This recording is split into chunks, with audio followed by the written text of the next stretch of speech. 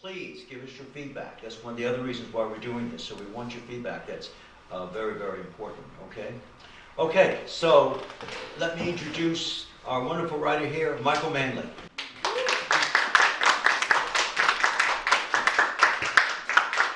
Hey everyone, thank you so much for coming and supporting my work. I'm blessed to be working with these amazing actors. We first started looking at this piece. For me, it was looking at it again over Zoom during COVID, and so this is the first time I'm seeing this wonderful cast in person, acting not in little squares on the Zoom meeting. So we have the wonderful Kayla Lauren playing the role of Marge. We have Justin Schelling playing the role of Charlie. We have Marvin Camillo, who is playing the role of stagehand. And we have Kevin Shakaran, who is our narrator this evening. So this is going to have some blocking. It's obviously a stage reading, so it's not going to be a full production, but we hope that it's going to be something that you can learn about the piece from and enjoy and give us your feedback. So thank you again, and I want to thank these amazing actors. Thank Alan for his time as our director, Laurence for all of her work and leading our Q&A. Without further ado, I'm going to let these guys get to it, and thank you again.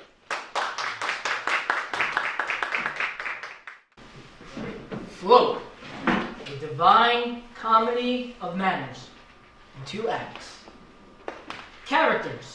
Marge, an actress named Marge who was also playing a character named Marge. Late 20s or early 30s, pretty, in a naive sort of way. Charlie, an actor named Charlie, who was also playing a character named Charlie. Early 30s, handsome, in a earnest sort of way. Stagehand, chorus, mermaid angel, a man dressed in black, larger than life, probably older, godlike and not shy about it. Time, early in the 21st century, some years later. Place, the Atlantic Ocean. An island, an airport concourse. Overture, sunk. The house lights are up as the audience enters. There is no curtain. The stage is empty, aside from a staircase which is flush with the rear wall of the theater. Blue sky and white clouds are painted on the staircase and rear wall. The house lights fade, leaving the theater in near darkness. Sounds of the sea emerge, waves, seagull calls, slowly increasing in volume. Under this, the sound of pages fluttering in the wind gradually. This sound mingles with the ocean sounds, which fade away as the fluttering pages become louder. The page sounds reach their peak, subside, and fade to nothing. In the near darkness, the stagehand walks to the center of the stage carrying a ghost light. Not yet on. He places the ghost light in the middle of the stage. He addresses the audience directly. Consider them both, the sea and the land. And do you not find a strange analogy to something in yourself? For as this appalling ocean surrounds the verdant land, so in the soul of man there lies one insular Tahiti, full of peace and joy, but encompassed by all the horrors of the half-known life. God keep thee! Push not off from that isle, thou canst never return. Oh, Herman Melville, Moby Dick.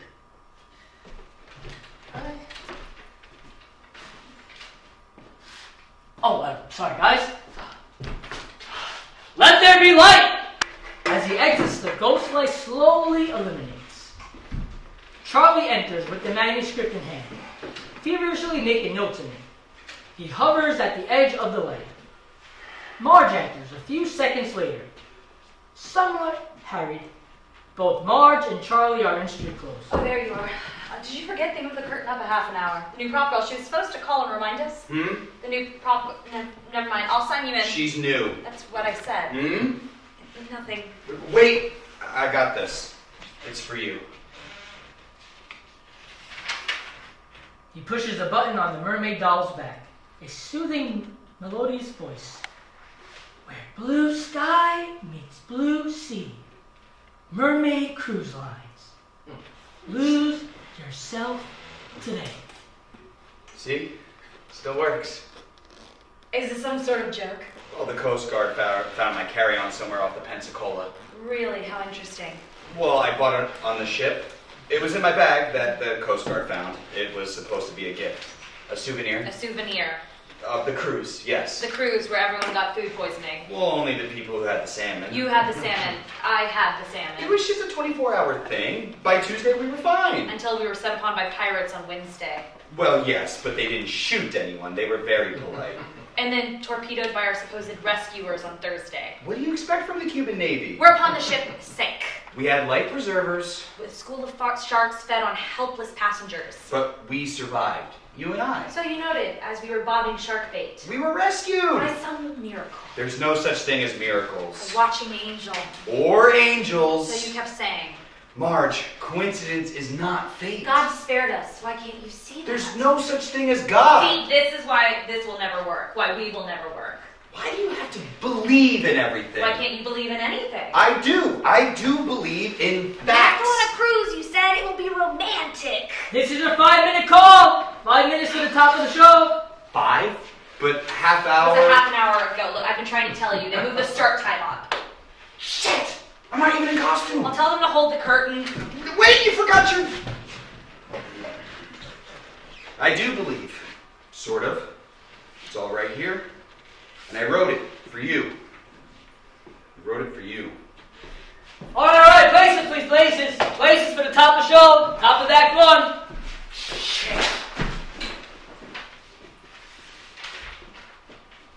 The ghost light dims to nothing.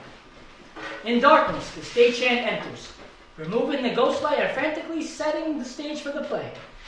He pushes on a shopping cart filled with props. A football helmet, football, a plastic ukulele, and a mermaid costume with foam tail, leaving the cart in the back corner of the stage. He drags on there are 3 or 4 blue plastic kiddie pools, each half filled with water. They may have the word ocean written on the side. A neon-colored plastic sand tail floats in one of the pools. The script that mermaid doll Charlie dropped lay forgotten on the stage floor. Act 1. C.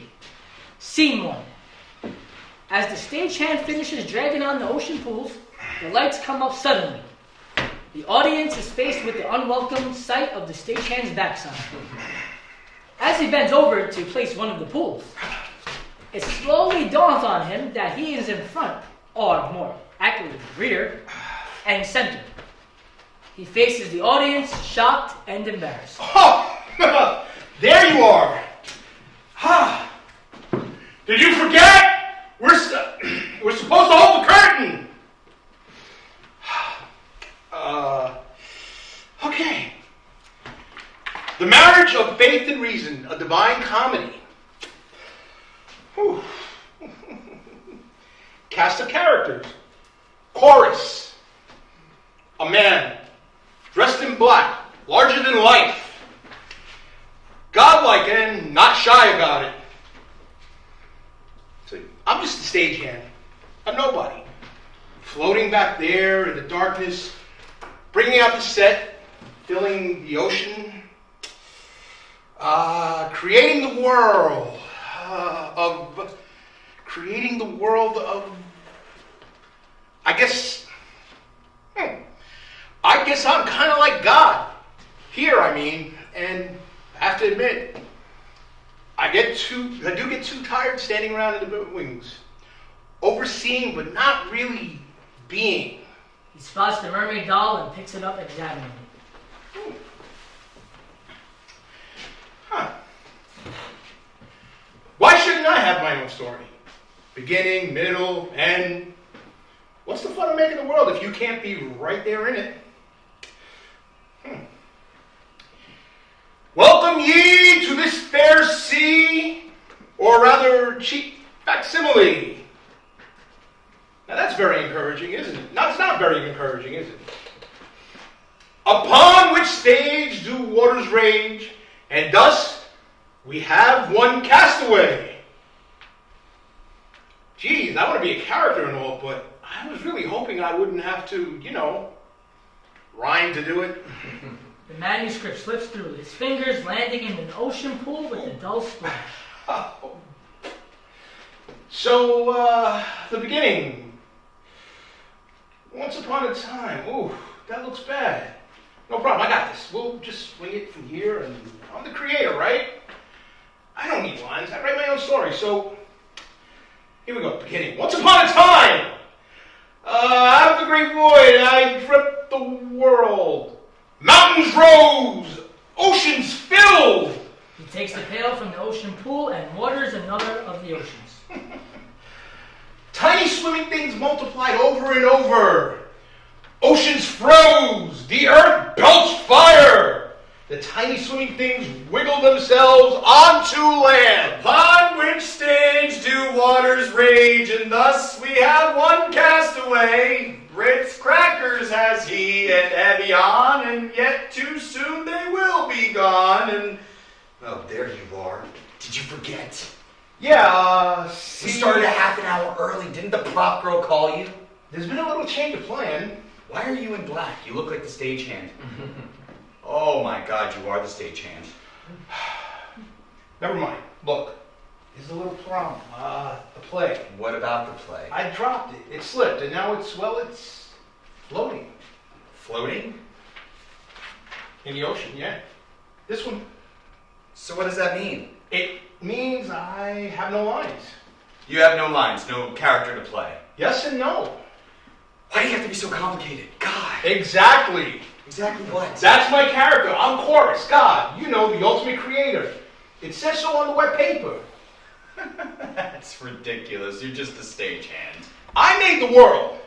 Yeah? Prove it. Prove? I don't have to prove myself. I am taken on faith. Not by me.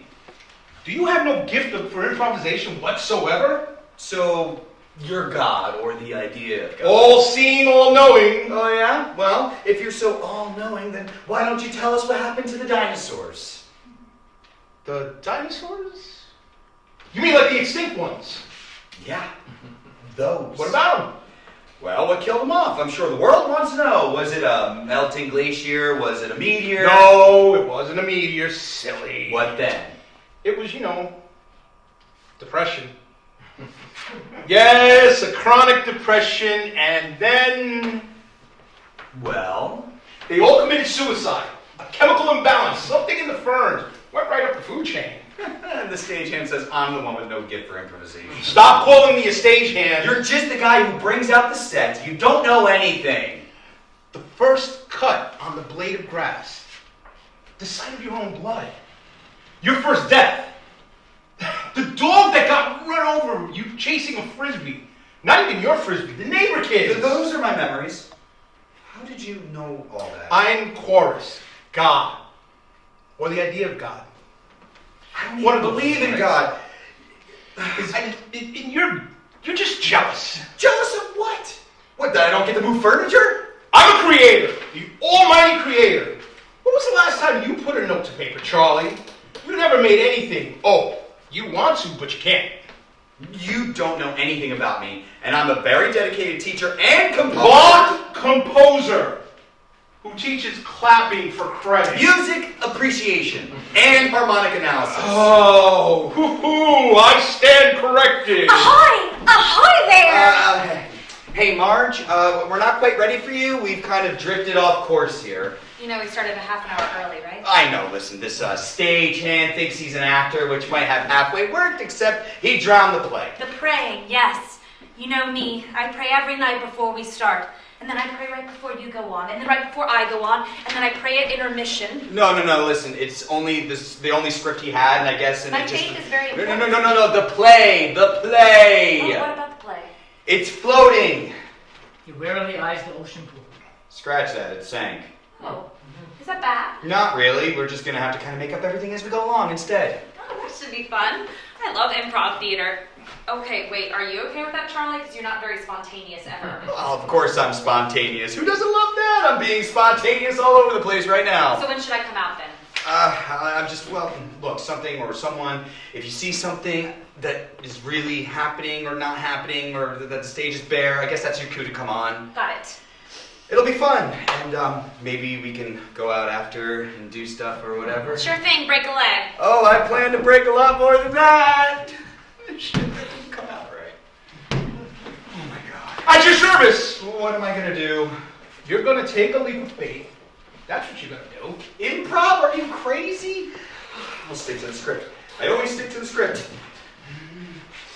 Reason seeks comfort. Until it Reason. seeks comfort in faith. Faith is a fool's crutch. Faith is a perky young blonde in a sundress and a nicer boat. Oh, this is hopeless. I should go. But I can't just leave Marge on stage with you. God knows what would happen. Actually, I don't. Never mind. You're right. You can't just leave Marge adrift here. No, I kind of owe her. Yeah? We had a date on a boat that went south, like really, really south. Ah, you're in love. Yes. No, kind of. We're so different, but she just does these things that I love that I can't even comprehend. Life? She can make herself happy. She can just be happy. She's a true believer. And I'm a doomed rationalist. That's why it doesn't work. We're like fire and water. Well, if everything was hunky-dory between you two, there'd be no story, right? You and Marge would get your happily ever after right off the bat, and wait for it. That's it. That's what? The marriage of faith and reason. A divine comedy. What? No, that's not what the play is called. The play is actually called... She's pure faith. You're pure reason.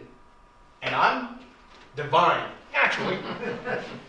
You really need to get a life. Indeed, that's the plan. What are you talking about? Why am I stuck here filling pools night after night? Only so you two can replay your conflict over and over? Now you have no conflict. Then we're not the story. Which paves the way. Great. You want to be an actor? I want to be. I'm tired of floating on the edges, playing God, waiting in the wings, just watching it all. You're the crew. It's your job to wait in the wings. Eternity is agony. Everything. Forever. Everything. Forever. You don't want to trust me. Well, I'm sure it beats dying of thirst in the middle of the Atlantic. Oh, to die. A third act. And all that messy life before... The painter steps into the painting. Bingo! There's only one problem. Marge and I are still characters, the protagonists. Only if you have conflict.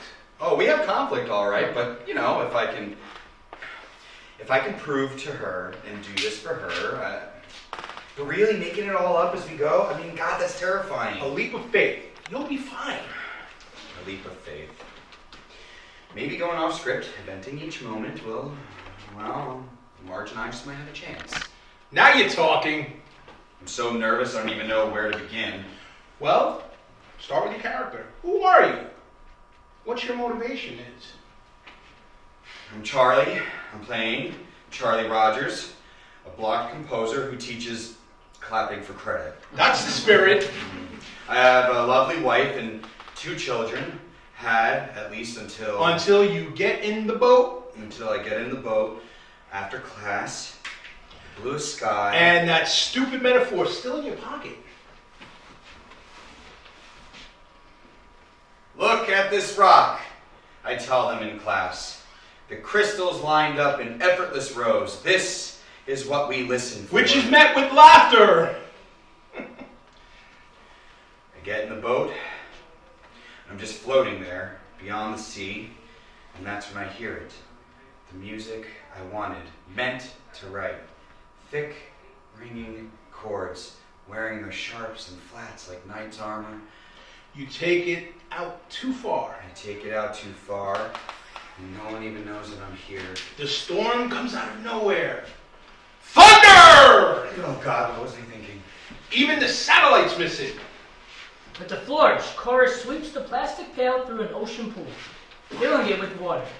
He tosses the water in an arc across the stage, dousing Charlie. The water knocks Charlie into his raft, and also seems to jolt him fully into character.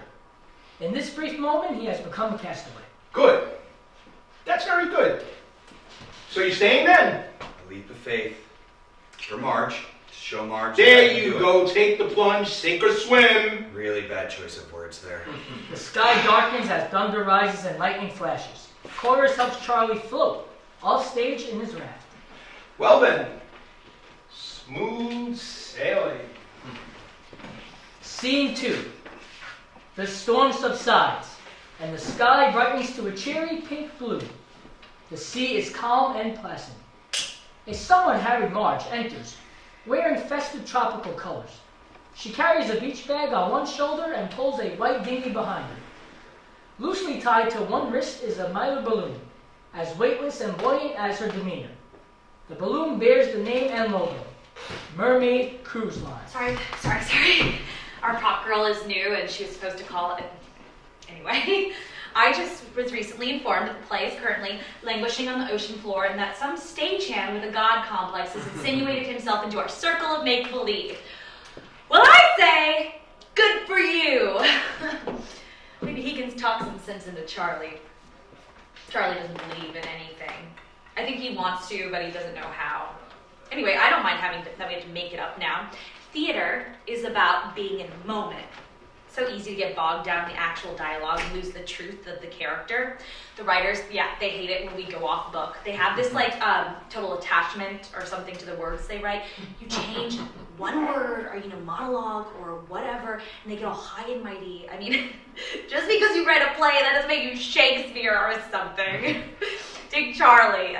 He can be so literal about everything. It drives me crazy. But sometimes when you invent everything, it's more true. Did you hear that, Charlie? I said sometimes when you invent... Yeah, I got it. Okay, good. I know improv is scary, but we really have no choice, do we? Maybe if you learn to trust yourself and have a little faith... I hear you, but to keep this on track, maybe you should act or get in character or something. Oh, sorry. My bad. I guess it's my turn now. Marge gets in the dinghy with her props. Unlike Charlie, she seems quite composed and unbothered by her situation. She meditates a bit, then unties the balloon from her wrist. She closes her eyes, makes a wish, and lets the balloon float away, laughing as it disappears. During this, Chorus descends from the fly space, stepping halfway down the stairs. AWOL from her mermaid cruise, one much doth find her ideal muse. Upon these waters, blue and clear, she drifts away from all her fears. He exits up into the fly space. Marge fishes around in her handbag and pulls out a small digital recorder.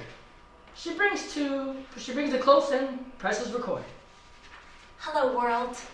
My name is Marge White Bread. Marge White Bread. Oh, I kind of like this. Okay. I am 28 years and 2 days old.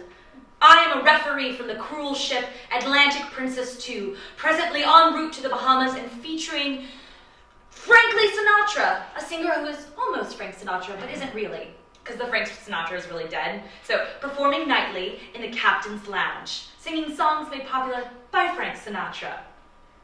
See, the dialogue's not really hard, Cruise ship. I said cruel ship before, which is totally was in my case. But also, verbal dyslexia is a quirk of mine that makes my character interesting and distinctive. And I'm a refugee. I said referee beforehand, didn't I? That was another slip of the tongue, which will be made clear by my backstory, which is... Searching the stage for inspiration, she spots the football and helmet in the car. Football! Yes! My brother played football until it drove him insane. He thought it would make him more popular, because all the other kids, they made fun of him due to his name. Yes, he was unfortunately named.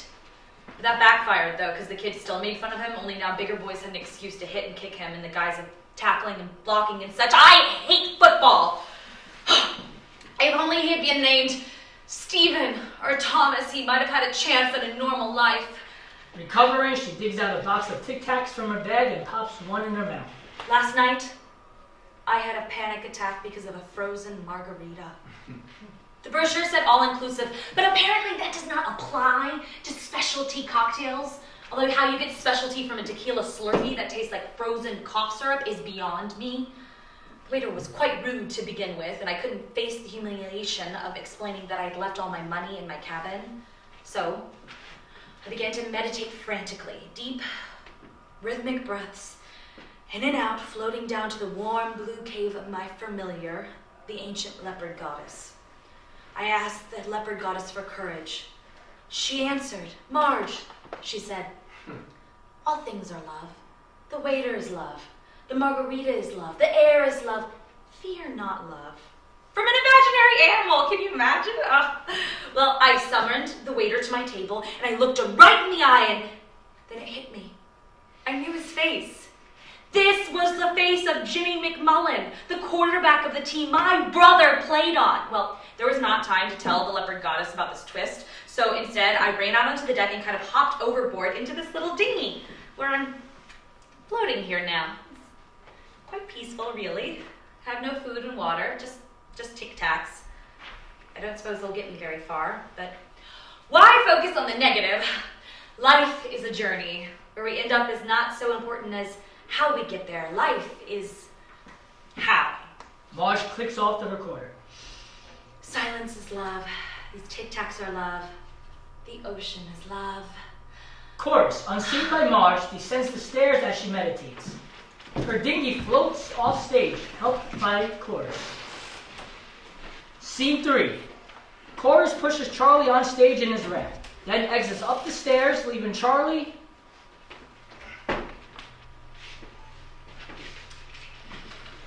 Goodbye, world. Sailboat has sunk, dying of hunger, thirst, and skin cancer. Goodbye, Diane. Please don't marry asshole from carpool. Goodbye, Ashley. Sam. Sorry your toy sank, and that daddy had to go sailing and die. P.S. Don't ever feed Sparky chocolate. Dogs are allergic. It will kill him. I love you all very much. He puts the note in the Evian bottle and tosses it into far in the offstage area, watching as it floats on. Very much. He takes the mineral stone from his pocket and holds it up to the sun. Look at this rock. Look at this rock! He hurls the stone as far as he can. That's it! Open the door, Charlie. Throw all your neat answers far into the sea. Chorus takes a blonde wig, a foam mermaid tail, and toy ukulele from the car. He quickly dons the wig and mermaid tail. But wait, what remained? But what only wonder and invention? Chorus is enveloped in an eerie green light. He strums the out-of-tune ukulele, which draws the attention of Charlie. Hark! What dulce tones have stirred me from my reverie? Perchance do they portend my muse? Where blue sky meets blue sea. What? What are you doing? Mermaid Cruise Line. What the hell are you doing, man? I'm your muse. That's Marge's costume. Forget yourself today. Alas, the sun deceives me, for this is the very visage countenanced by the doll Ashley left in my boat. Get off the stage. Not till I sing. Why are you wearing that? I can't just stay in black. I'll look like the stagehand. You are the stagehand. I'm Chorus. I'm a character now. I have a place. I have to play something, right? And that's what you chose. I just grabbed it. It was in the cart. There. Look, I can't do this. I thought I could, but I suck at improv. I mean, what am I supposed to do? Just forget everything. My character, my motivation, my lines, my cues, my As everything. Charlie speaks, a desperate Chorus chucks the ukulele in the shopping cart before dragging the foam tail through it, weighing it down with water. He uses the tail like a club to clock Charlie. Boom! Charlie falls over in his raft, out cold.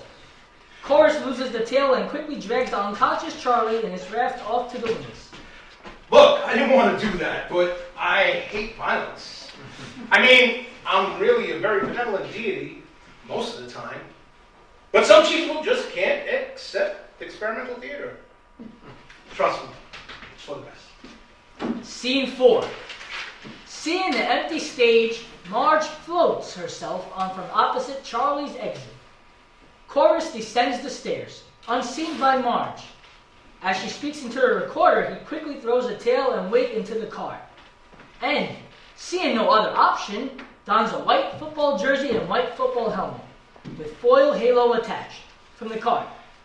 He grabs the football, which he will toss from hand to hand during the scene. And I've never touched a Pepperidge Farm cookie since. Andy loved those cookies.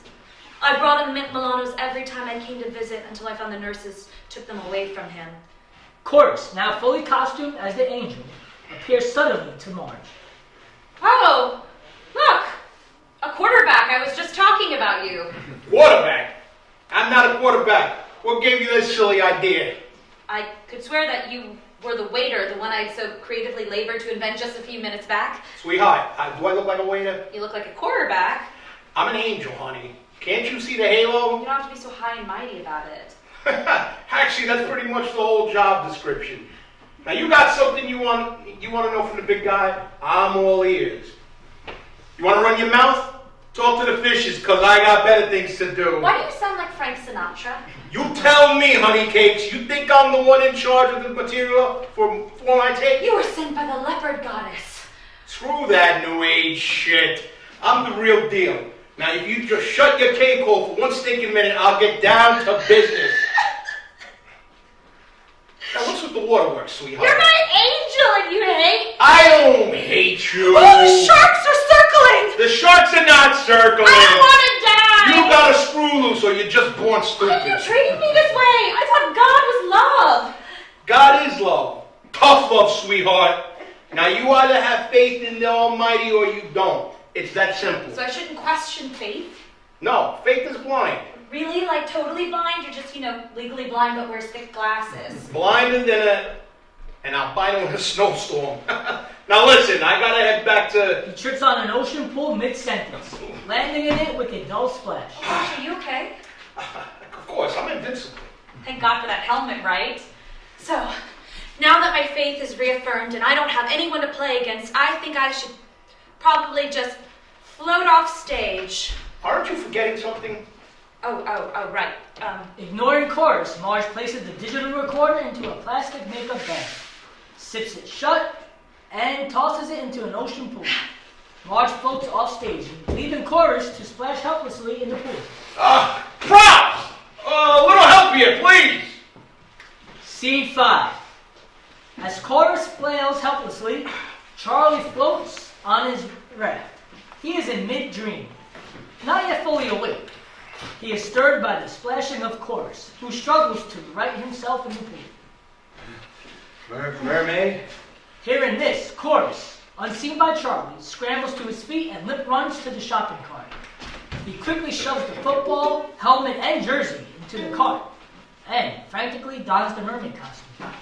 I dreamt you sang to me the most beautiful music. Marge floats on from opposite, with crutches for Chorus. And, not seeing Charlie, she has not yet noticed that Chorus is no longer in the ocean pool.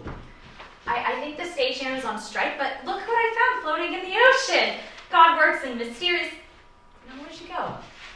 Why aren't you singing? Chorus quickly strips off the mermaid costume and makes his way up the stairs, limping in pain and working hard not to be seen by Charlie. He gives Marge a just go with it. Ahoy! Ahoy there! Behold, fair faith floats on most happy tide. You're not the mermaid. Toward reason true, where both in love will collide. Boy, this is something. Oh, I'm saved. I'm saved! What are the odds, do you suppose? Marge rummages in her bag for the Tic Tacs. You're a Coast Guard, right? Tic-tac? You're not from the Coast Guard? You're just floating here? We're in the same boat, I'm afraid. She tosses a Tic Tac to Charlie and it lands somewhere in the raft. He searches for it desperately. Well, I mean, not really. You're there and I'm here. But you're welcome to join me if you'd be more comfortable, although your raft seems perfectly charming. Except, I don't really know who you are. You could be an axe murderer or a professional football player. Charlie finds a tic-tac saver. Don't you love the wintry freshness? How long you been out? Oh, I prefer men. I meant... Well, I did experiment in college, but that was just a phase, really. I meant at sea. How long have you been floating here? Oh, that. Well, I was on the big boat for 3 days, and this one for, I would say about 9 hours. What about you? I'm not sure. I remember a storm and something hit me in the I head. meant, are you homosexual? Huh? Are you queer? No, I don't think so. Not that I recall. You must play football then. I was really hoping that you were gay. Yeah, I have this fear of males in general and football players in particular. I'd love to stay and talk, but if I have another panic attack, I don't know what would happen. I can't just go overboard again, can I? Marge gives up the rowing. She hasn't made any progress. She's still about 3 feet away from Charlie. Why do you have crutches? Oh, they were for him, the chorus, God. God? The quarterback, yes, he tripped over something walking on water on a wave or something. I didn't see anyone. Well, that's because you don't believe. I saw a mermaid. Was she wearing a helmet? No, she had a tail and she was beautiful and she sang to me. Funny, you believe in mermaids, but you don't believe in God. Are your legs broken? How did you get in the boat? I told you, silly, the crutches aren't mine. Didn't you say he walked on water? Yes, until he tripped. But isn't God perfect? I mean, why would God need your help? I don't know, maybe because of doubt. Doubt. People who have no faith. People like you, who somehow don't notice things like a football player flat on his ass in the middle of the stage. So the faithful have to take up the slack because of all the doubt in the world. You just made that up. You know what your problem is? You don't trust. You never say yes in the moment and just accept it. You're always questioning everything. And that makes life in general, and very specifically the successful practice of improvisational theater, very impossible for you and those who are trapped on stage with you. Well, in case you hadn't noticed, we're in the middle of the ocean. It's better. Now, when I say something, or don't question it, just accept it as truth, as reality, and then you'll do the same, and then we might be able to save this performance. Do you have any water? Water, yes. Good thing I've got some right here. She mimes opening a bottle and drinking it with gusto. She mimes handing it to Charlie. That's not water, that's just pretend water. Okay, if you go with naturalism, this isn't going to work at all. Please, I'm very thirsty. Just play off what I say, all right? We'll start from back when I experimented in college. That was a phase. Okay. Well, I can see you won't rest until I spill the beans, will you? Her name was Emily Dickinson. No relation. She was my big sister in the sorority. I remember those lazy afternoons in late spring. I'd walk up the lane to the sorority house and there was Emily, looking so pretty on the porch swing with her usual greeting of, "Fuck your white privilege." She was Marxist, you see, and openly Presbyterian. But like I say, it didn't last. She stopped seeing you? She stopped breathing. Yes, she choked to death on a Pepperidge Farm cookie during an ice cream social. Heavens. Here I've been gabbing away and I haven't properly introduced myself. I'm Marge Whitebread. Nice to meet you. And you are? Huh? What's your name? I don't know. I can't remember, actually. You must be omniscient. It's like everything before the mermaid is a blank. That's kind of an obvious way to go, but if it helps you loosen up, by all means, forget yourself. Life is how, after all. Is it short for something? What, life? I never considered the possibility. What an interesting idea. I meant your name. Is it short for Margaret? Margarine, actually. Well, margarine, to be precise. It's the same old story. Naive parents and a French nanny with a mean streak. C'est la vie, my brother always said, but I got off easy compared to him. No siree. Life has not been kind to poor Andy. Andy. Your brother? That's him. Andrew? Oh no, that's not his name. But isn't Andy short for Andrew? Un chien andalou. It means the Andalusian dog. Celeste loves surrealism, and our parents lacked imagination. Dogs are allergic. See, now we're doing absurdism. Memory, it was there, it's gone now. Do you remember your name yet? No. Well, I'm just gonna call you Susan for now. Look, do you have any food or water? I have Tic Tacs, Susan. God, what is wrong with you? Do you see that the sharks are circling? That we are deeply involved in the act of dying? The sharks are not circling. The angel told me so himself. Have faith, Susan. Oh, please shut up now. Let me die with some dignity, please. See there? That's affirming, Susan. You have dignity, and I have Tic Tacs. Tic Tacs and dignity. And how many other blessings have gone uncounted? You have a screw loose or just born stupid? It's funny, that's what the angel said. Mermaid! Just because you're omnivorous doesn't give you the right to be rude to me, Susan. It's called amnesia! Amnesia! That you remember. Mermaid, come back! Stop with the mermaid. I mean, how am I supposed to work with that? She's gonna save me, unlike you. You can't just refer to made-up characters that have nothing to do with the story. Oh, you mean like the quarterback? That's different. The quarterback is an angel. Mermaid, please! Impossible. You haven't heard a word I said. How exactly do you expect to improv if you aren't even listening to the other Will you person? please shut up now? I'll never hear her ukulele with you blabbering on like that. Marge makes to get up and leave. A distraught chorus descends the stairs to stage level and observes their argument. Can't you people take a cosmic hint? Thunder! Lightning! That's it. I'm leaving. Thunder and lightning, a suddenly darkened sky. Marge is frightened back into her dinghy. What's happening? It's the eye. We're in the eye. That's why it's been so calm. Is that a metaphor or something? Not a metaphor, a hurricane! On stage, a raging storm created by Chorus. Marge and Charlie are soon soaked. During the storm, Chorus clocks Charlie again with the foam tail of the mermaid costume, knocking him from the raft and into an ocean pool. Help! I can't swim! Susan! I can't swim! Charlie! Help! Throw me a line! All right, I love you. I meant the life preserver! Oh, okay, right. She finds the crutch in her dinghy and offers it to Charlie. Hang on! Hang on! Oh God, you're not breathing. Oh no, quarterback, angel, God! Chorus, unseen by Marge, calmly approaches the dinghy, turning it so that Marge is now facing the wings. It's land! Land! Susan, Charlie, we're saved! The angel sees he's watching over us. Chorus helps the dinghy float into the wings, leaving the stage to himself. Once upon a time, I dreamt the world. Mountains rose, oceans filled, and the tiny swimming things wiggled themselves out of the sea. Making it all up, that was a risk. But I think it's all hanging together pretty well considering. And did you notice this ocean has become a symbol? A symbol for the chaotic miasma of... Chorus is interrupted when Marge rushes on stage with the hi-hat. what's that? It's a symbol. No, it's not. It's a hi-hat. Marge is stricken. She kicks over the hi-hat, which clangs as it hits the stage. Cannot work like this. She's good, but she's temperamental. So I was saying how this ocean is a symbol of the chaotic miasma of existence that Marge and Charlie drift through, all the while clinging to the hope that they will find this... He grabs a plastic toy item from the car.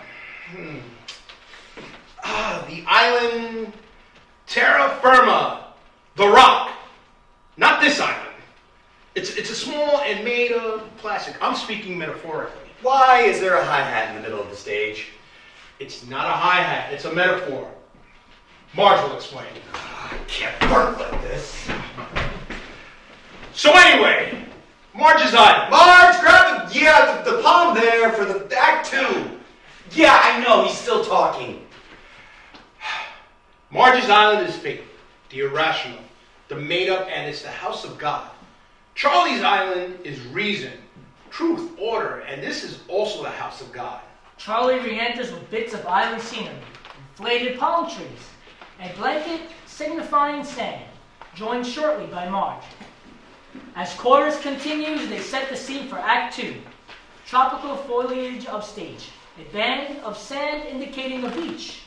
The ocean pools move downstage. And then there's me. Who am I, really? The chorus. It's not very helpful, is it? Maybe I'm God, or at least the idea of God. And maybe they're the same thing in the end. Charlie comes to the fore, trying as best as he can to ignore chorus. Act 2. Marge and Charlie take marks, returning to character. Charlie drowned and unconscious, held in Marge's arms. They do not see or acknowledge chorus. So while Charlie and Marge float through the chaotic miasma of being, I float through the infinite metaphysical soup of non-being, waiting in the wings for my chance to take the stage. Breathe, oh God, breathe, breathe. Chorus turns to Charlie with the slow, deliberate movements of a ritual. Chorus blows a great wind at Charlie as if his head were the birthday cake of a 1,000-year-old man. Oh God, thank God, thank God. This is my island. Character, story, beginning, middle, end. The world stage. Oh, thank God, thank God, thank God. Chorus steps to the back staircase. He reverses the staircase, as if turning a page in a giant pop-up. The other side of the stairs is covered in tropical fauna and forms a backdrop to Marge and Charlie, completing the island tableau. Each to his island, we struggle to our shores, but I wonder, who will wash up where? Chorus ascends the stairs. Charlie abruptly pulls away from Marge, startled and disoriented. Who are you? Blackout.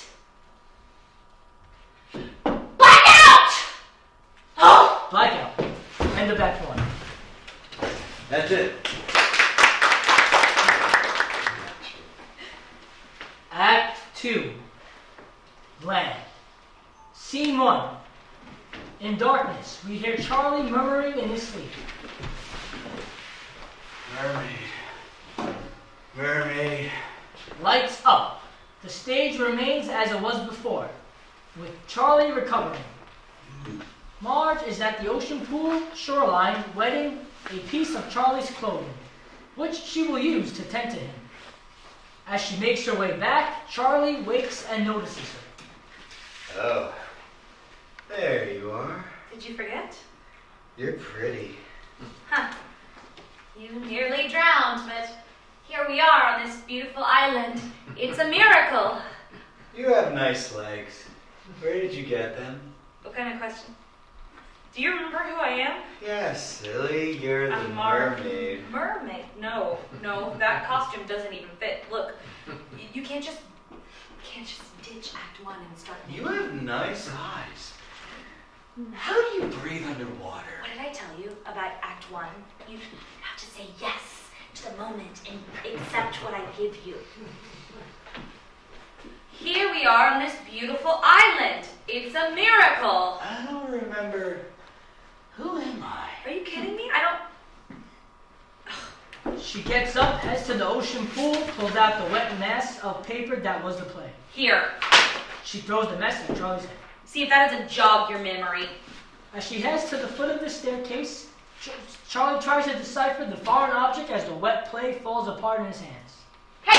Hey, you! What is it? What's wrong? Tarzan here forgot everything. Yes, I hit him. He grabs the fishtail from the car. With this. I see, you meant you hit him again. Just because no one's wearing it doesn't mean it can't be put to use. How clever. So, every time you whack him with that mermaid tail, his memory gets wiped out? It would seem so. Great, that's just... When exactly did you plan on mentioning this? I just assumed you knew. Well, don't assume! Oh, okay.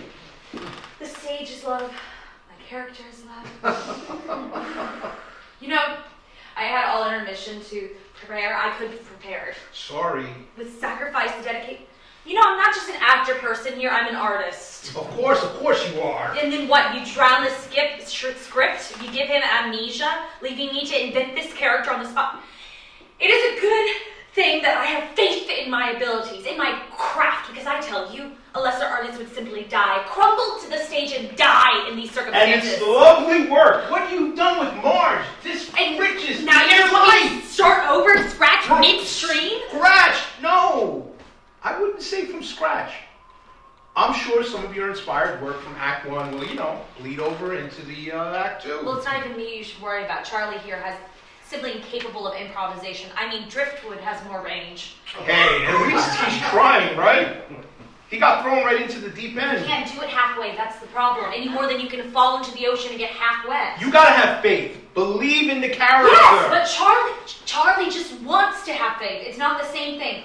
Look. Maybe you two should just finish this thing without me. You can't jump ship now. You're the glue. Well, I can't just keep building the sandcastle just to have the tide come in and wash it Listen away. to me. You have a beautiful gift, and it's your life's work to share it. Stop. I will not be bought with flattery. You really think so? Absolutely. I'm not just saying that because you're God and everything. I would never insult an artist, a gifted creator with empty praise. Really? I swear to me, to God, or the idea of God. One of those is right. Wow, that really means a lot coming from you. It's the truth. Watching you work, there's nothing like it. Michelangelo with the paintbrush, maybe him on a good day. Yeah, that's really sweet. It's very draining, you know, the work. Of course, the sacrifice, the pouring out of your very soul night after night. Look, thank you for the compliment, but I am just emotionally exhausted. I think I'll, just go take a nice long shower. And leave Charlie, what's he supposed to do here, alone, lost in his own head? He's always lost in his own head. That's the whole problem. All he cares about is just this wet piece of paper. He's a creator, in spite of himself. Oh, wow. He wrote it. It's for me. And we creators, we get lost in our own worlds every now and again. He wants to love me, but he doesn't know how. Well, opposites attract. Sometimes I feel like I don't even know who he is. That makes the two of us. Two of you. Doesn't make sense. Love doesn't have to. It's completely irrational. And completely in character. Look, you take it on faith. You take everything on faith. That's what I love about you. I guess all that praying really does pay off, Charlie and I, we never really thanked you, did we? Well, we hardly ever see each other. You're always floating in the wings somewhere. You're always here, even though we don't see you, setting the stage, creating the world, bring the light when everything goes dark. Just doing my job. Never, What? strike us, go on strike, forsake us. Never. I'm always on the clock. The overtime is insane, but you and Charlie are worth it. I guess we all need each other, don't we? Yeah, I can't even believe I'm talking to you. I mean, here you are in the flesh. In the flesh. Well, not quite.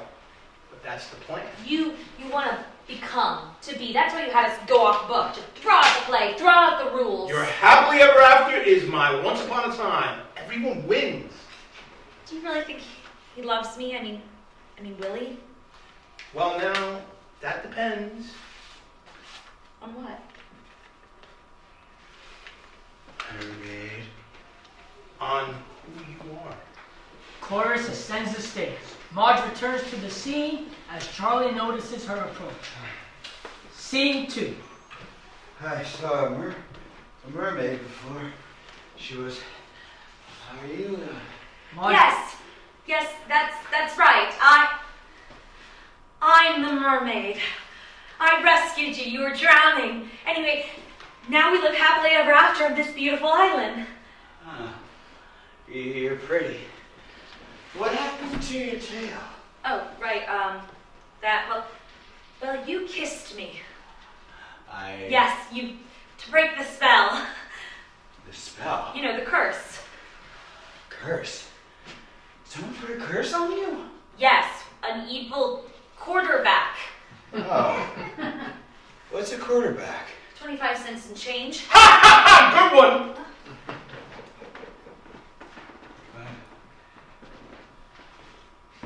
It was a little joke. Oh. That was funny. You didn't laugh. I forgot to. Well, it was stupid. I don't care. very spontaneously, he kisses her. Do I love you? Yes, you do.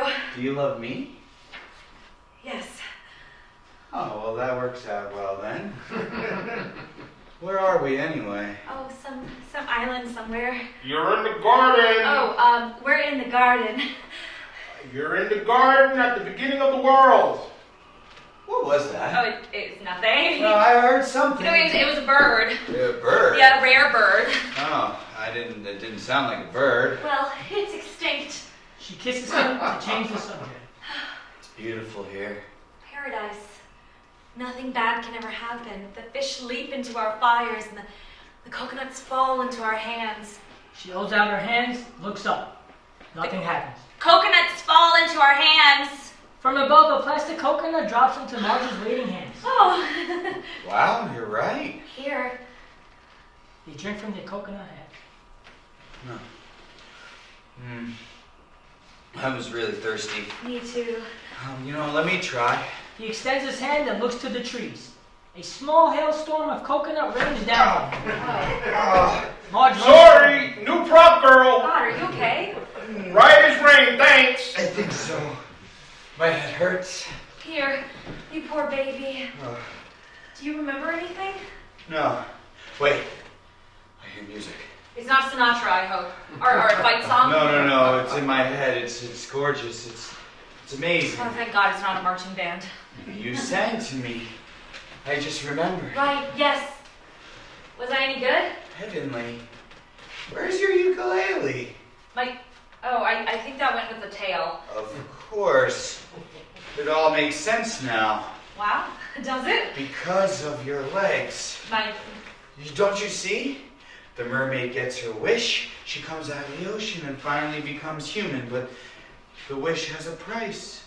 The price was her voice, her song.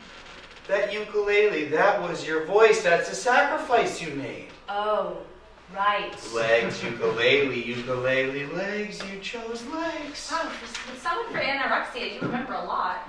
Everything else is a blank. But I sure as hell seem to know about mermaids. Almost more than I do. I even know why mermaids chooses legs. Oh, please tell me. Because of love. She chooses legs because of love. She hugs him. What's your name? Oh, right, it's Midge. Midge the mermaid. Oh, Midge. That's a pretty name. Yeah, not really. I don't remember mine. I'm quite aware. Maybe I'll just call you Bob to be safe, since that's mostly what you've been doing. Okay. Hey, you know what I'm gonna do? What? I'm gonna go find that evil quarterback, the one who put that curse on you, and I'm gonna get your voice back. Oh. Yeah. I'm gonna get the ukulele No. if it's the last thing I do. No, wait, it's okay. It's okay. Ah. But he is gone. Marge begins to gather the coconuts that litter the stage. Scene 3. Unnoticed by Marge as she works, chorus furtively climbs down the stairs and quickly dons the angel costume from the cart. As before, he is tossing the football from hand to hand. Whoa, Oh. I'm your guardian angel, returned to give you comfort in your time of need. Oh, hi again. Oh no. Oh God, he's just gone. And you're just... Oh, why are you here exactly? Why am I here? To answer the big question. That's what you want, ain't it? Truth is, I got chewed out for losing my temper last time, so the big guy made me come back. That's very thoughtful, but please leave now. Yeah, lay your question on me for all heavenly years of mine. Is life short for something? Huh? That's my question. I don't follow. Never mind. You can't be here. Please just go away. Whoa! Time out here. Am I hearing this right? After all that mumbo jumbo, you're giving me the brush off? No, I appreciate it, really. It's just, it's a bad time. If he sees you... Susan. Bob. Oh, I don't know his name, and neither does he, because he's anemic. Look, I'm sure you have like millions of other prayers to answer to. So why don't you float away, or you go long, or something? Now, just a darn minute, sweetheart. You telling me after years of prayer, appeals to the Almighty Himself, I dragged my halo all the way back down here, and this is the thanks I get? It's nothing personal, really. It's just Bob will think you stole my ukulele because you're dressed like a quarterback. And of course, it's not my ukulele. It belongs to some mermaid that Bob has mistaken me for on account of his aneurysm. Look, he said it's the mermaid's voice, the ukulele, which she gave up for a pair of legs. And, I don't even think that there's a ukulele, to be honest with you. I think it's just a symbol or something. Props, if you can hear me, I'm calling Equity and then I'm calling OSHA. And Anyway, the important thing is that Bob thinks that you're an evil quarterback and he thinks I'm a mermaid and he really wants that ukulele. You're telling me you're rejecting the voice of God because of a ukulele? Oh, you make it sound like such a big deal. It is a big deal. When a representative of the Almighty calls on you personal, it's a very big deal, Listen, honey. I'm grateful, I really am. It's just, I don't want it. You don't want it. You know, the answer, the why of everything. I don't want to know anymore. So after a lifetime of prayer, what? You just wake up and change your mind one day? No, it was love. I woke up and fell in love. Has that ever happened to you? Honey cakes, I'm an angel. I deal in the warm, generic blanket type, love all creatures. As for being in it, well, that ain't exactly in the job description. I wish you could feel what it's like being in love. Yeah. What's it like? It's wonderful. It's always new. When I blink, it's like I've never seen the world before. There's so much potential and everything. You think you'll never learn enough about the other person, and that it's being on the verge of so much. That's what love is. Well, I don't understand any of that at all. Well, maybe you have to be human for it to make sense. Sometimes I wish I was. We angels are strangers to mystery. We pretty much got the whole ball of wax figured out from day one. I mean, what good is trying to answer prayers if you're not all knowing, right? That'd be like doing open heart surgery with, I don't know, a spoon. Oh, nice simile. I tried. Well, what you learn from love is you learn that it's the undiscovered shore that keeps the boat out of dock. It's not the answers, but the questions. Whoa, good metaphor. Yeah. So, the nature of God, the afterlife, just like that, you don't want to know about it? That's right. Because of love? Yes, because of love. I gotta be honest here, it don't make a damn bit of sense to me. Oh, you can't question love. You have to take it on faith. Faith, huh? Well, yes. That's my girl. Now listen, okay. Bob will be back any minute, so you have to leave. All right, already. I can take a hint. Thanks for coming. I really do appreciate it. Just doing my job, and hey, it's paradise. What are you waiting for? Go forth, multiply. She gives him a knowing grin, gathers up an armload of coconuts and exits. Scene 4. Chorus is left alone on stage. Did you hear that? I don't want it now. Her words. And all because of love? Ha! It's working. During this, Charlie enters, out of breath and not seeing Chorus. His eyes catches something at the shoreline. A plastic makeup bag. He goes to retrieve it, unrips it, unzips it, and takes out Marge's digital recorder. He hits play. We hear the first lines of Marge's speech from Act 1 through the recorder. Hello, world. My name is Marge. White bread. Where the hell did that come from? Charlie startled shuts off the recorder. Who are you? Oh, for God's sakes, you said that line 47 times already. Don't come any closer. Give me that. No. They struggle with the recorder. Chorus drops the football in the fight. Where is Wobbles? Give it to me! Never! You're the evil quarterback. You put the curse on the mermaid. Ah, Mr. Rationality, Mr. Regan! You stole her voice. Just look at yourself. Give it to me. One good whack and you're as nutty as a fruitcake. You took her music. I don't know what you're talking about. Ukulele. Ukulele. You're crazy. Let go. No, you let go. No, you let go. No. Charlie wrestles the recorder from Chorus, knocking him backwards into the ocean pool in the process. Charlie runs off. Chorus, dripping wet, tries to compose himself and gathers what dignity he can. Oh, I'll just be a minute. Oh. Where did all that come from? Props! You're killing us out here! Scene 5. Marge enters, having dropped the coconuts off stage. She spots the white football and grabs it, rushing to the stairs. Angel, you forgot. She stops cold as she notices some writing on the football. Property of Sammy Rogers. Huh? She notices the ocean pool full of debris. She places the football on the pile, grabs the Evian bottle, and retrieves the note. Sailboat has sunk. Never feed Sparky chocolate. Dogs are allergic. Signed Charlie Rogers. Well, that explains a lot. Chorus rushes down the stairs, still wearing What the hell is that doing here? I don't know, it just washed up. Where is that prop girl? I'm gonna kill her. He rushes off. Marge discovers the stuffed mermaid doll in the pile, as well as a ukulele. She holds the ukulele in one hand, the mermaid in the other, giving the ukulele a sad pluck. Well, Susan, Bob, I think I cured your insomnia.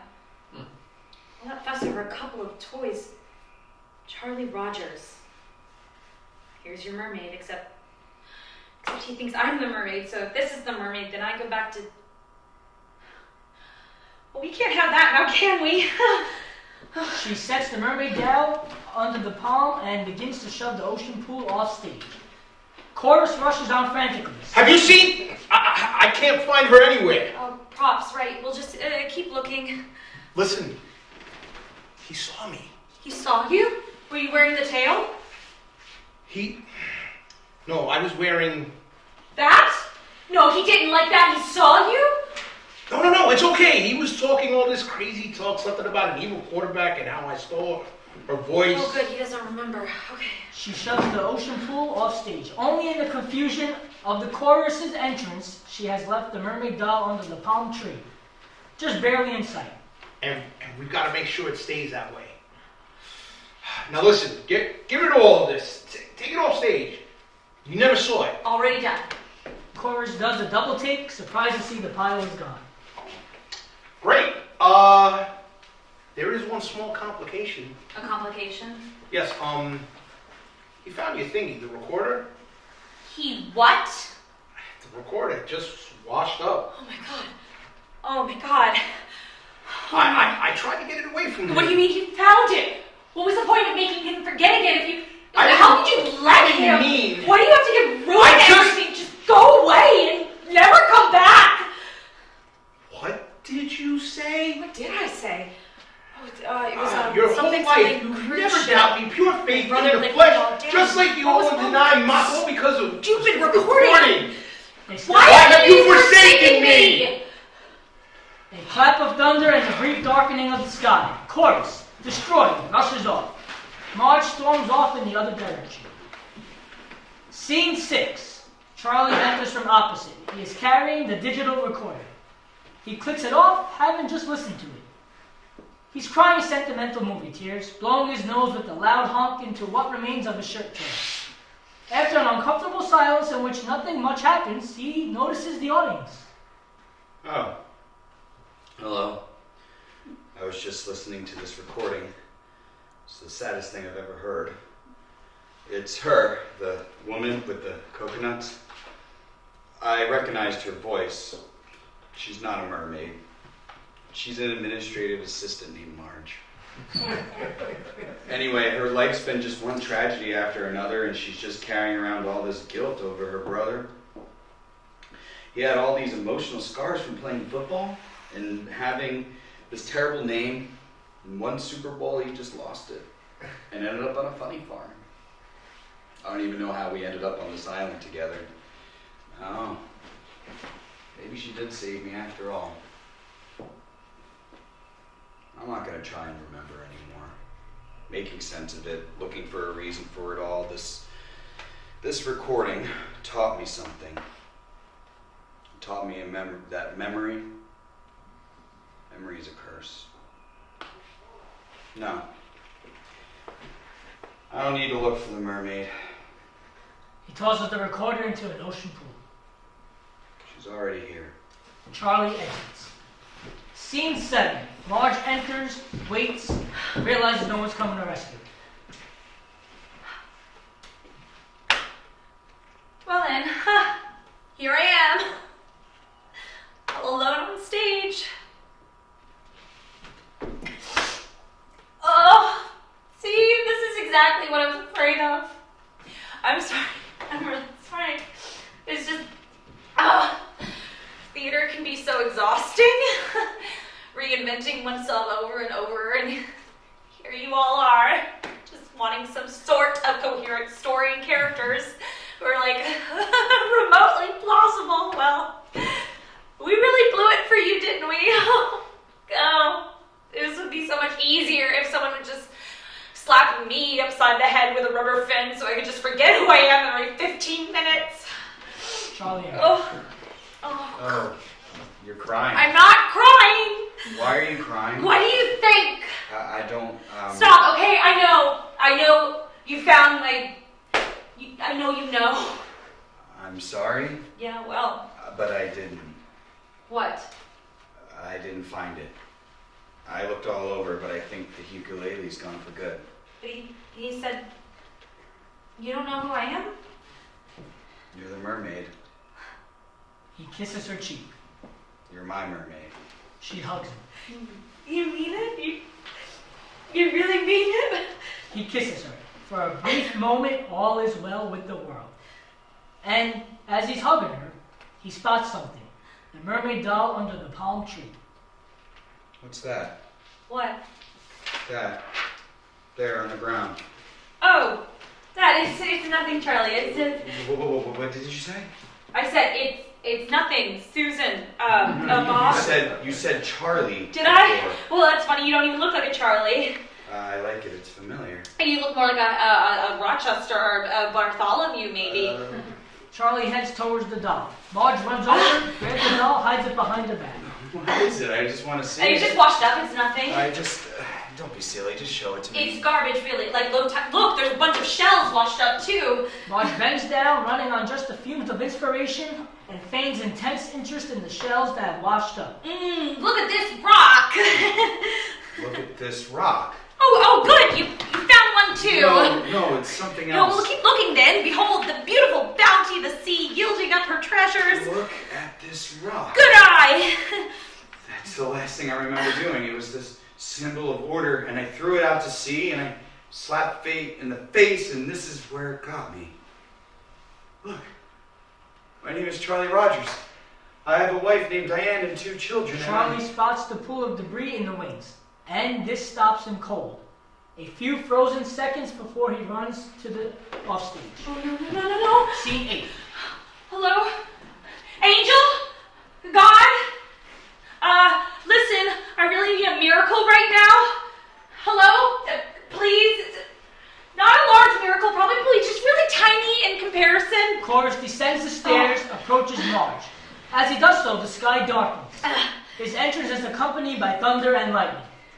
His face is a scary mask of rage. Boy, I'm glad to see you. Look, I have this situation here. I listened to you. I believed you. Look, it's Charlie. He found... But it was all a lie. Your faith. It wasn't real. What?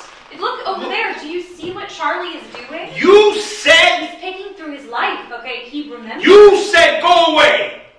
Go away and never come back. That was my anger talking. I didn't really mean But it. you said it. I was mad, okay? Don't be such a baby. I almost was. Look, if you don't whack him in the head with that fishtail right now, all hell is gonna break loose. An angry burst of thunder and lightning, Clovis retrieves the plastic bucket and fills it from a downstage ocean pool. During this, he throws water around the stage. A minor temper. What's happening? Wonder and invention. I thought you would take care of everything. Please, the tail before he comes back. But they weren't mine. They were never A mine. good smack. He'll forget it all. Once upon a time, I dreamt the world. Or did the world dream me? Please, you have a role to play. The story, our story. Just make him forget. No. Why?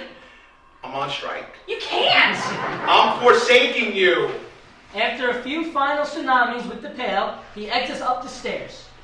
You have a contract. Mark, soaking wet, crumbles to the stage. 10. Remember the meditation. I feel the warm blade of sand beneath my toes. Oh, water kissing my ankles. 9. The blue water takes me in. 8. Deeper down, beyond the sea. Charlie storms on, the football and ukulele in hand, confronting Marge with the mask of rage. Oh, there you are. Did Give you it to forget? Oh, please now, Bob. I'm You searching called out it for- garbage. My life, you called it garbage. Charlie shoves Marge as she falls to the ground. Loud claps of thunder as they stare at one another. Surveying the distance, Charlie's face indicates only slight repentance. Say yes to the moment you said. Take what I give you and accept it as truth, Charlie, as I reality. just- You broke the rule. You found me and you broke the rule.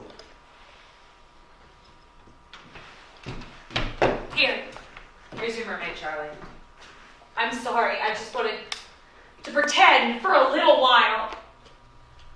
Hope it's what you're looking for.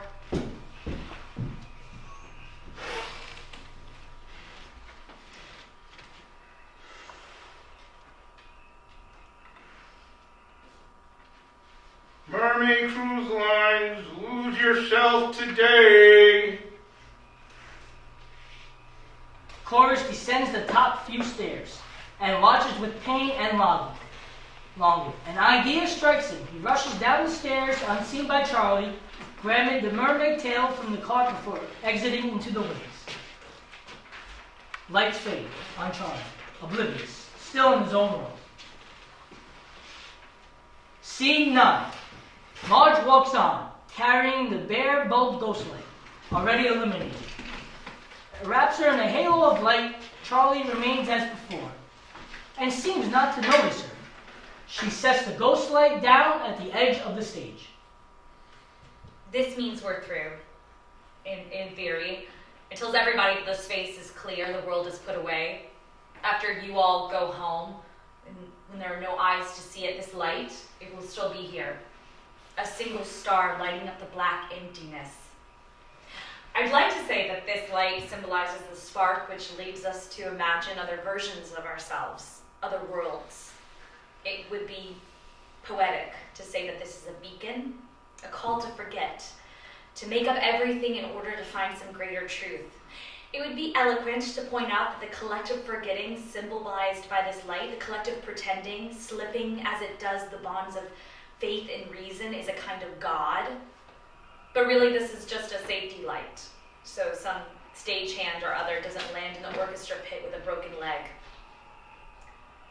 We're through, yes, but this isn't the end. Not quite yet. Marge exits. Charlie composes himself, walks to the cart and deposits the ukulele and football. Absently holding on to the mermaid doll, he crosses the stage to exit, walks into the glow of the ghost light, and is met in there by Chorus, who holds the tail of the mermaid costume like a club. They stare each other down. Chorus dunks the tail in an ocean pool as if cocking a gun. It's too late for that, you know. What happens now? We got off script, lost the plot. After the storm, there's to be a dramatic rescue. A helicopter. Deus ex machina. Figures. Charlie shrugs, offering no apologies. So no happily ever after? What, with Marge? No. No. We just go back to our lives. Do you ever forgive her for hiding it? Not really. Do you ever forgive me? Forgive you. For hitting you, making you forget who you were. No. Because you forsake me. Because you don't exist. You say that, but you know I do. Deep down, when you were drowning, who breathed life back into you? I thought that was Marge. And the music you heard on the island, Thick, ringing whispered chords. in your ear. 100 melodies I never wrote. That music. As long as I live, I never hear it again. I deny you, but you're right there. I just forget sometimes. Most of the time, I'd say. I won't hear from Marge. Not for a while, I guess. It was wrong what you said to Marge. I was angry. I wish I could take it back. She's the real thing. I'd do anything to A take true it back. believer. Not like you. Not like me. No. Look, I'm sorry it didn't end up the way you wanted. It's will. Our will gets in the way, and that's... I wish I was sure it would work this time. Something gets in the way. It's will. Our will gets in the way. I was so close. You always forget that. Is that it then? Is this how it ends? No. There's a coda of sorts. You talk like a composer. I almost was. Dakota, am I in it? Not much. You have no third act, remember? But I will You'll what? have my third act. I will this time. You think so? And how will you manage that? I won't go. I won't leave the stage. But you do. Is that so? You get a better idea and you run off. You pretend to know me. You don't even acknowledge me. You don't even see it coming. Look, I'm staying right here. Wild horses couldn't drag me. No, wait. I have an even better idea. Chorus rushes on. Coda, Deus ex machina. The black curtain falls behind Charlie and the still illuminated ghost light, hiding the set and props. The ghost light is slowly joined by tiny lights, embedded in the black curtain, which come up one by one and suggest a field of stairs. Charlie takes his mark, standing almost in the center of the stage and facing stage left, so that he is in profile to the audience. He still holds the mermaid doll at his side. His demeanor is bored, static, as if on an elevator or moving sidewalk, waiting to be delivered. Marge walks on and stands in profile a few feet behind him. She carries a bag of Pepperidge Farm cookies in one hand and a manuscript in the other. Her demeanor is much the same as Charlie's. Charlie is unaware of her. Hello? It's really something, isn't it? Oh, I brought cookies. Are you feeling airport? The way we're gliding along like a moving sidewalk? Cathedral. Hmm? If transportation is religion of modern man, then airports are his cathedral. Well, that's certainly food for thought. I wrote that years ago, an obscure article, something about minimalism in modern architecture. What a little doll you have there. I loved airports, and I called them hymns to motion. I love the moving sidewalk. Makes me feel like groceries. It seems to go on and on. I wonder if... Charlie turns around. For the first time, they face each other. Can you see any... Oh, there you are. I'm Did sorry, you forget? I don't believe that we... Ahoy! Ahoy there. Marge? Look at you. You're young. You too. How is that? It's been years. Decades. How did it go for you? Did it work out to be whatever you had in mind? Well, I was a full professor, music theory, Mm. and I flew over the Grand Canyon in a helicopter. Oh, that's marvelous. And, well, this one thing stayed with me. Oh? It's silly, really. Oh, come on, tell me. Well, it was 2 or 3 years after I never saw you again. We took a trip, my kids and me, to Superlative Fun World. Running from one thing to the next all day long, and they were at that age, 10 and 8, you know, the perfect age. And it's around dusk, and I think getting them to leave will be like pulling teeth. Did we do it all, I say? Have we left anything out? And I'm searching the park map, wondering how much more can we get in before it closes? And they just look at each other, and then to me, we're done, Sammy says. Are you nuts, I say. We haven't done Apocalypse Mineshaft or half the stuff in Mars Landing. Are you sure? And they just nod their heads, looking at me like I'm the crazy one. We hadn't done nearly all of it, you see, but they were full. They have had their fill. Can you imagine that?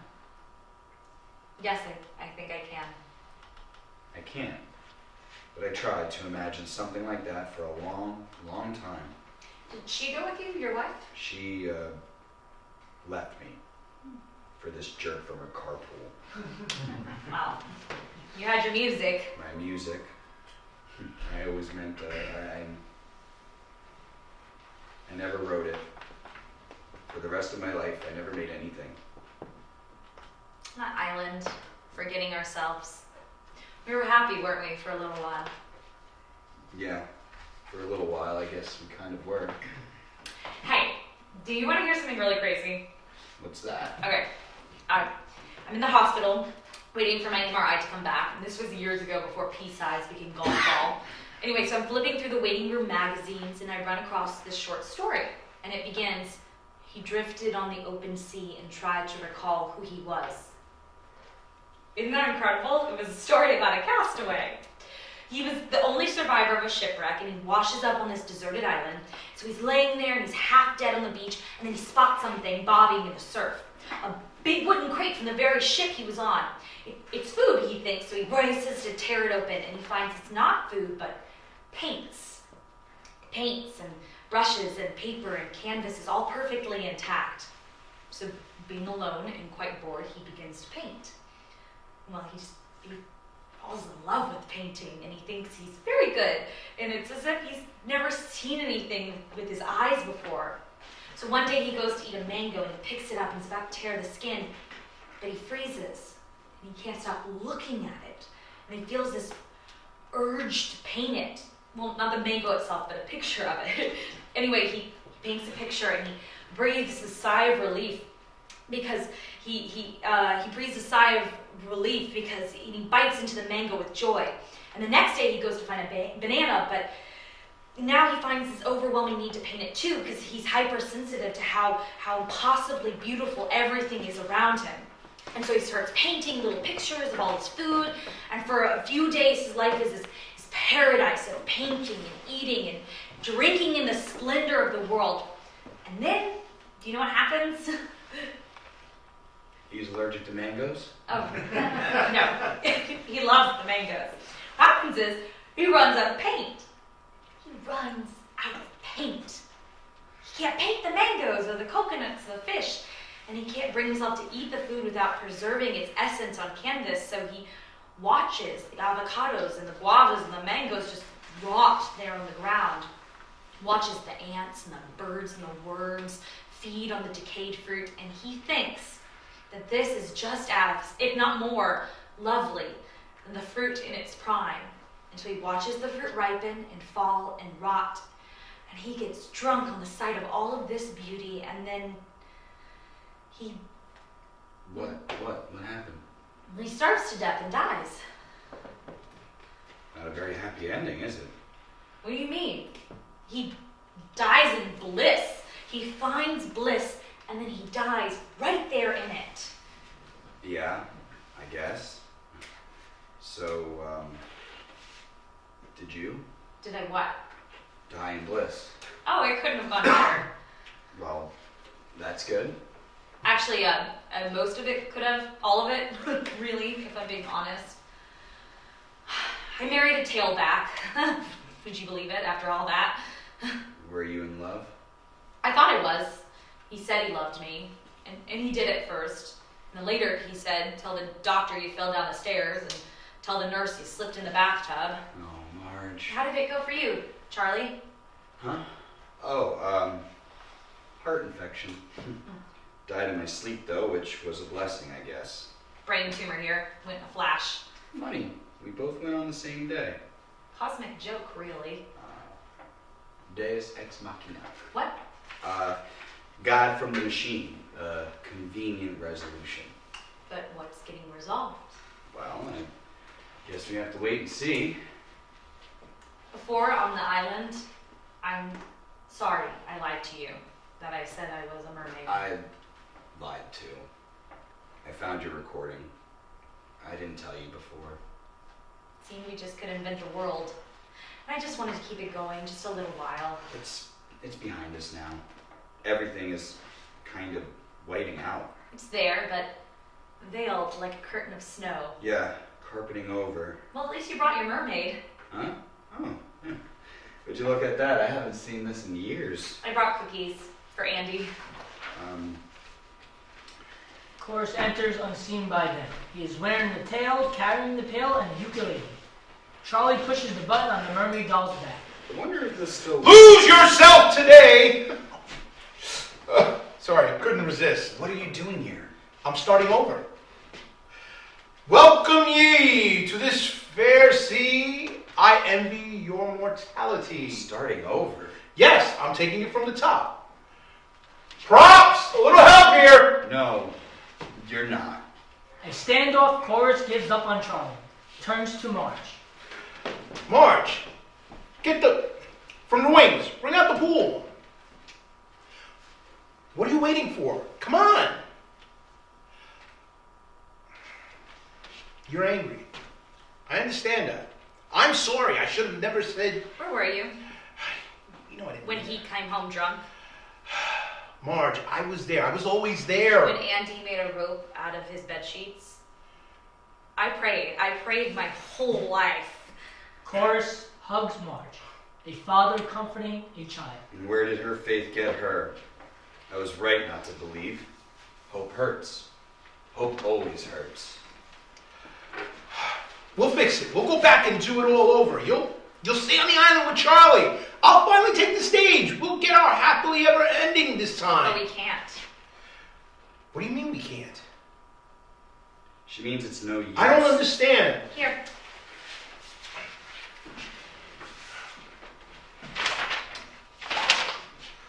Oh. What is this for? Just read it. Welcome ye to this fair sea. Yeah, but I dropped this in the ocean. What's the point in... Keep reading. Oh, okay. Jeez, I was really hoping to be a character. The manuscript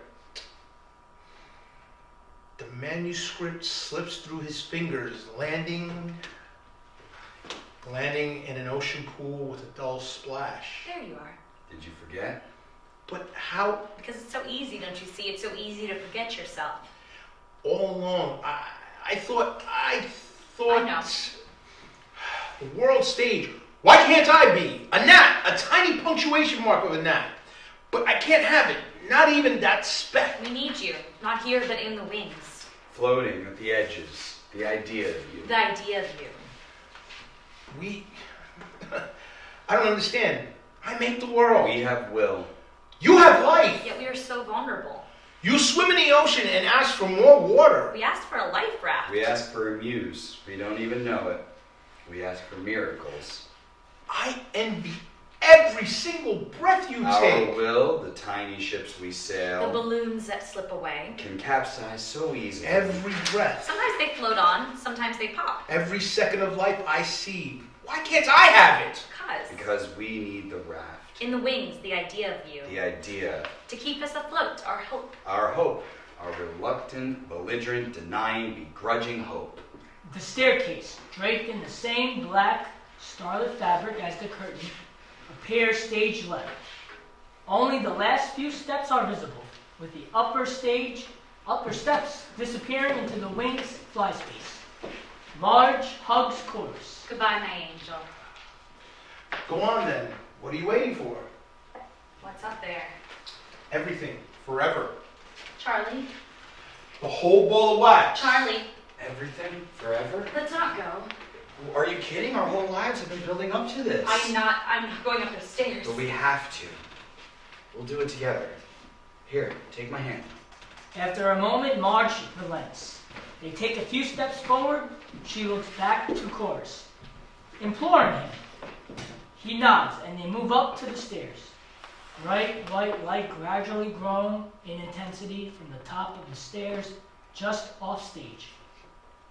They ascend, stepping at the edge of the light. After a few seconds, Marge rushes back down, crying. Charlie remains, transfixed. Marge runs to Chorus, who wraps her in his arms. It's too much.